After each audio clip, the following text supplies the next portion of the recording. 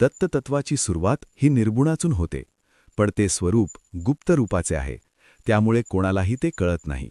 अगदी देवाधिकांनाही कळून येत नाही, मग भूताखेतानाला तर लांबच. मुळात गुप्त रूपाचा शॉर्ट किंवा संक्षिप्त अर्थ म्हणजेच गुरु होय. आणि गुरु म्हणजेच जर गुप्त रूप आहे, तर गुप्त रूपातून आपल्याला जे हवे आहे ते मिळणे अशक्य थोडीच आहे. पण इथे त्या तत्वापर्यंत पोहोचण्यासाठीच आपल्याला मनुष्य स्वरूपात लाभलेल्या गुरूंची सेवा करावी लागते. तेव्हाच तुम्ही गुरूकडून आपल्याला जे हवे नको ते मागू शकता.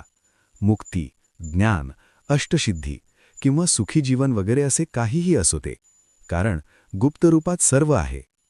तुम्हाला कदाचित माहीत नसेल, ज्याप्रमाणे त्रिदेव निर्माण होत असताना किंवा सृष्टी निर्माण होत असताना गणेश हे साक्षीभावाने होते, मग काही कालांतराने त्यांचा जन्म झाला, तसेच दत्ततत्वाचे आहे. दत्त हे गुप्त रूप अर्थात गुरुस्वरूपात होते. हेच आहे विष्णूचे पहिले